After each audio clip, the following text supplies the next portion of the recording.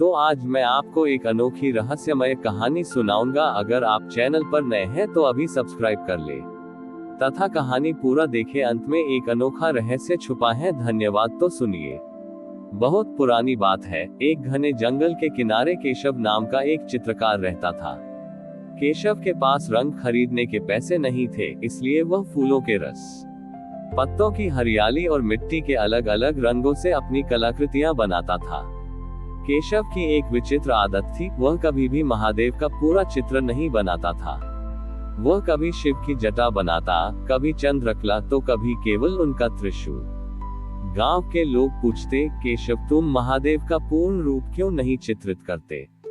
केशव उत्तर देता, जिसका न आदि है न अंत, उसे मैं इन छोटी सीमाओं में कैसे बांध दूं? मैं तो बस उनके होने के एहसास को रंग देता हूँ। एक दिन उस राज्य के प्रधान सेनापति वहां से गुजरे। उन्होंने केशव की कला देखी और उसे चुनौती दी। सेनापति ने कहा, कल महाशिवरात्रि है। यदि तुम कल सुबह तक मुझे महादेव का ऐसा चित्र बनाकर दे सको जिसे देखकर मेरी आंखों में शांति आ जाए, तो मैं तुम्हें स्वर्ण मुद्राओं से भर दूंगी। लेकिन यदि चित्र साधारण हुआ तो तुम्हें ये जंगल छोड़ना होगा। केशव धर्मसंकट में पड़ गया। वह पूरी रात जागता रहा। उसने अपनी फटी हुई चादर को दीवार पर टांगा और रंग तैयार किए। उसने ब्रश उठाया, पर उसके हाथ कांपने लगे। वह सोचने लगा, शांति का रूप कैसा होता है? क्या वह क्रोधित तांडव में है या ध्यान की मुद्रा में? जैसे जैसे रात बीतती गई, केशव की व्याकुलता बढ़ती गई। अंत में उसने अपनी आंखें बंद की और महादेव से प्रार्थना की, प्रभु, मेरे पास रंग नहीं है, मेरे पास शब्द नहीं है। आप जैसे हैं वैसे ही इस चादर पर उतर आए। थकान के कारण केशव की आंख लग गई। स्वप्न में उसने देखा कि महादेव स्वयं उसके पास आए हैं और उन्होंने उसके रंगों के पात्रों को उलट दिया है। सारे रंग आपस में मिल गए और एक गहरा नीला और सफेद रंग बन गया। सुबह जब सेनापति अपने सैनिकों के साथ आया तो उसने देखा कि केशव चादर के सामने सिर झुकाए बैठा था।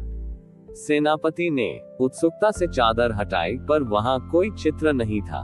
पूरी चादर बिल्कुल कोरी और सफेद थी। सेनापति क्रोध से चिल्लाया, मूर्ख, तुमने मेरा समय नष्ट किया। इस पर तो कुछ भी नहीं बना है। केशव ने शांत भाव से कहा, सेनापति जी, जरा ध्यान से देखिए। सेनापति ने जब उस कोरी चादर को गौर से देखा तो उसे उस सफेद रंग की गहराई में अपनी ही परछाई दिखाई दी। लेकिन वह परछाई डरावनी या क्रूर नहीं थी, बल्कि अत्यंत शांत और सौम्य थी। उस सफेद सतह पर पड़ने वाली सूरज की पहली किरण ने एक ऐसी आकृति बनाई जो पल भर के लिए त्रिशूल जैसी दिखी और फिर विलीन हो गई। सेनापति को अचानक अपने भीतर के सारे युद्ध, सारा क्रोध और सारा अहंकार खत्म होता महसूस हुआ। उसे वैसी ही शांति मिली जैसी हिमालय के शून्य में मिलती है। सेनापति निशब्द रह गया। उसे समझ आया कि महादेव किसी रंग या रेखा में नहीं, बल्कि उस शून्य में है जहां पहुंचकर मनुष्य का मन शांत हो जाता है। उसने केशव को स्वर्ण मुद्राएं देनी चाहिए, पर केशव ने मना कर दिया और कहा, प्रभु को कोरी चादर पर उतारने की कीमत नहीं लगाई जा सकती।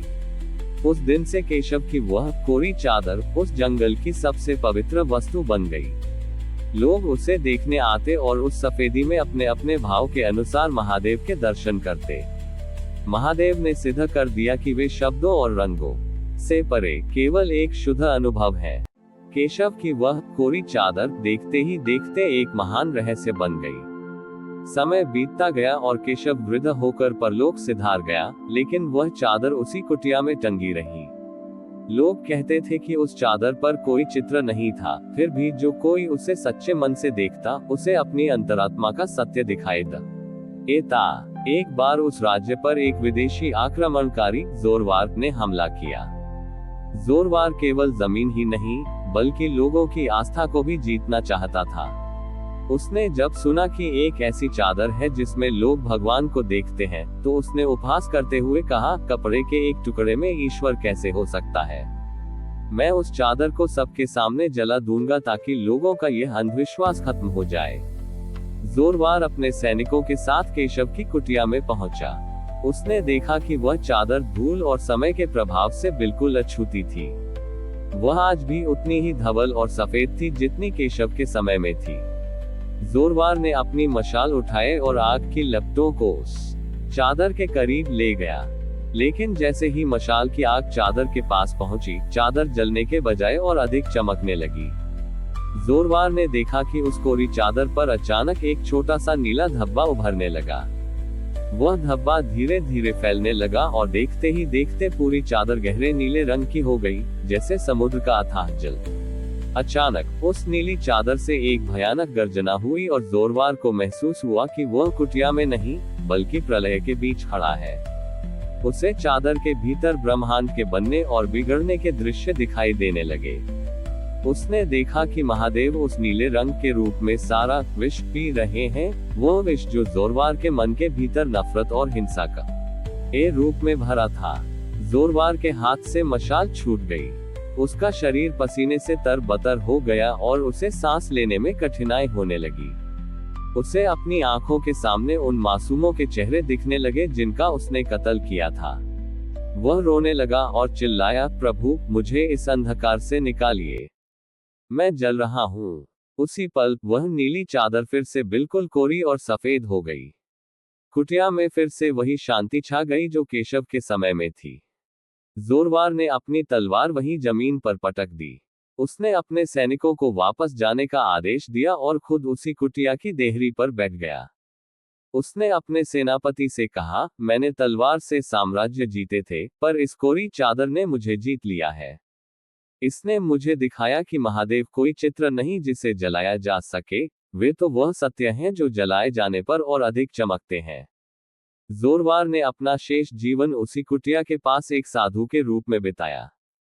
वह चादर आज भी वहां अदृश्य रूप में विद्यमान मानी जाती है, जो हमें सिखाती है कि हमारा मन जब तक विकारों से भरा है, महादेव विष नीले के समान भयानक हैं, और जब मन शुद्ध हो जाता है, तो वे उस सफेद चादर की तरह शांत और शीतल हैं।